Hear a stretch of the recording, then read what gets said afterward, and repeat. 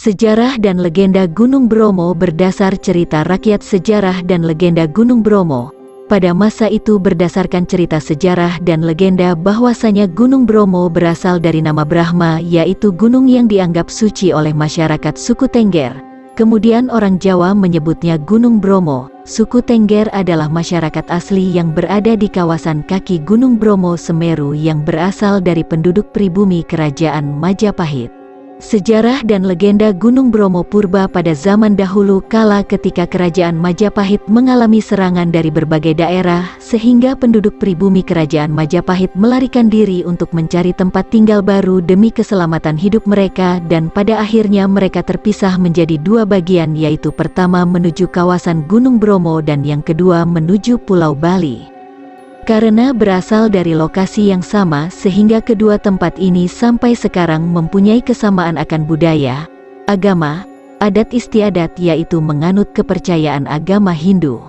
Masyarakat suku Tengger yang ada di kawasan Gunung Bromo berasal dari legenda Roro Anteng dan Joko Seger yang diyakini sebagai asal-usul nama Tengger itu.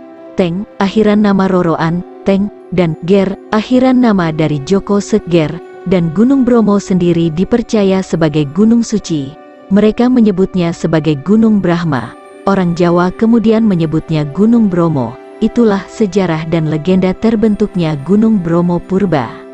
Cerita asal-usul suku Tengger. Asal-usul suku Tengger berasal dari cerita rakyat atau legenda Joko Seger dan Rara Anteng. Dari sebuah pertapaan, istri seorang Brahmana, Pandita, baru saja melahirkan seorang putra yang fisiknya sangat bugar dengan tangisan yang sangat keras ketika lahir, dan karenanya bayi tersebut diberi nama Joko Seger.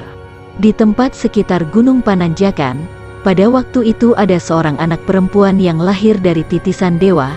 Wajahnya cantik dan elok. Dia satu-satunya anak yang paling cantik di tempat itu. Ketika dilahirkan, anak itu tidak layaknya bayi lahir. Ia diam, tidak menangis sewaktu pertama kali menghirup udara. Bayi itu begitu tenang, lahir tanpa menangis dari rahim ibunya. Maka oleh orang tuanya, bayi itu dinamai Rara Anteng. Dari hari ke hari tubuh Rara Anteng tumbuh menjadi besar. Garis-garis kecantikan nampak jelas di wajahnya. Termasyurlah Rara Anteng sampai ke berbagai tempat. Banyak putra raja melamarnya. Namun pinangan itu ditolaknya, karena Rara Anteng sudah terpikat hatinya kepada Joko Seger. Suatu hari Rara Anteng dipinang oleh seorang bajak yang terkenal sakti dan kuat. Bajak tersebut terkenal sangat jahat. Rara Anteng yang terkenal halus perasaannya tidak berani menolak begitu saja kepada pelamar yang sakti. Maka ia minta supaya dibuatkan lautan di tengah-tengah gunung. Dengan permintaan yang aneh, dianggapnya pelamar sakti itu tidak akan memenuhi permintaannya. Lautan yang diminta itu harus dibuat dalam waktu 1 malam, yaitu diawali saat matahari terbenam hingga selesai ketika matahari terbit. Disanggupinya permintaan Rara Anteng tersebut. Pelamar sakti tadi memulai mengerjakan lautan dengan alat sebuah tempurung, batok kelapa, dan pekerjaan itu hampir selesai. Melihat kenyataan demikian, hati Rara Anteng mulai gelisah. Bagaimana cara menggagalkan lautan yang sedang dikerjakan oleh bajak itu? Rara Anteng merenungi nasibnya. Ia tidak bisa hidup bersuamikan orang yang tidak ia cintai. Kemudian ia berusaha menenangkan dirinya. Tiba-tiba timbul niat untuk menggagalkan pekerjaan bajak itu. Rara Anteng mulai menumbuk padi di tengah malam. Pelan-pelan suara tumbukan dan gesekan alu membangunkan ayam-ayam yang sedang tidur. Koko ayam pun mulai bersahutan, seolah-olah fajar telah tiba, tetapi penduduk belum mulai dengan kegiatan pagi. Bajak mendengar ayam-ayam berkokok, tetapi benang putih di sebelah timur belum juga nampak. Berarti fajar datang sebelum waktunya. Sesudah itu dia merenungi nasib sialnya. Rasa kesal dan marah dicampur emosi dan pada akhirnya tempurung, batok kelapa, yang dipakai sebagai alat mengeruk pasir itu dilemparkannya dan jatuh tertelungkup di samping Gunung Bromo dan berubah menjadi sebuah gunung yang sampai sekarang dinamakan Gunung Batok.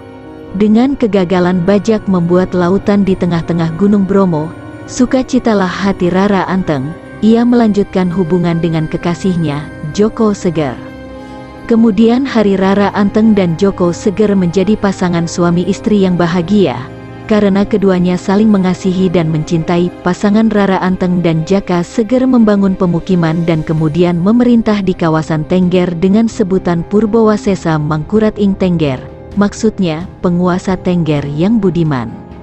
Nama Tengger diambil dari akhir suku kata nama Rara Anteng dan Jaka Seger.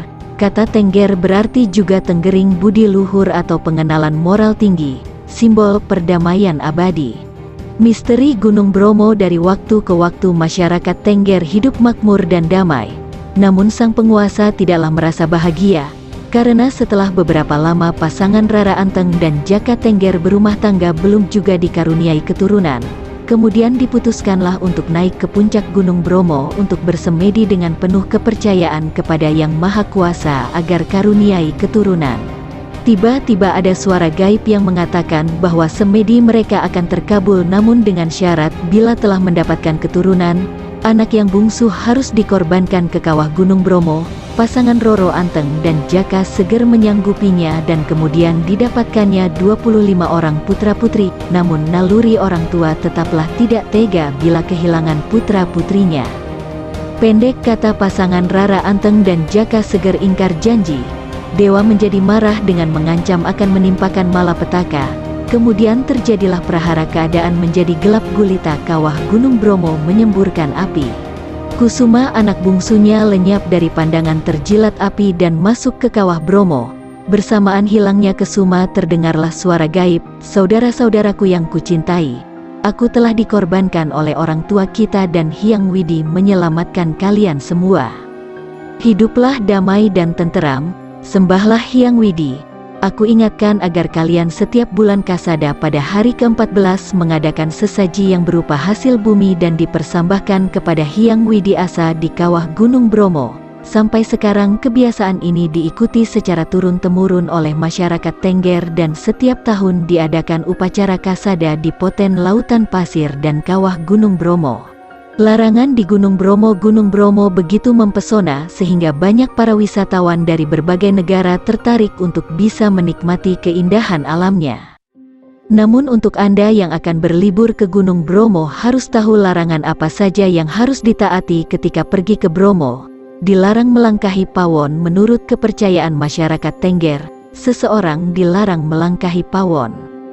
Pawon sendiri merupakan alat untuk memasak dalam budaya suku Tengger.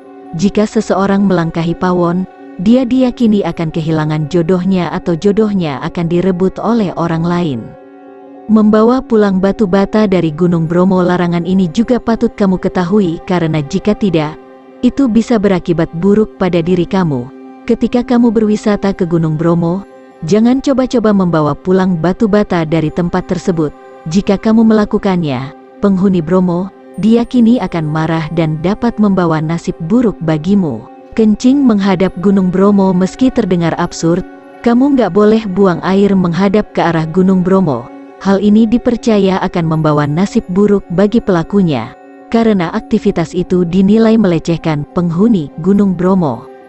Bertindak atau berkata kotor saat masuk pura. Datang ke Bromo belum lengkap jika belum mampir ke Pura Luhur Poten.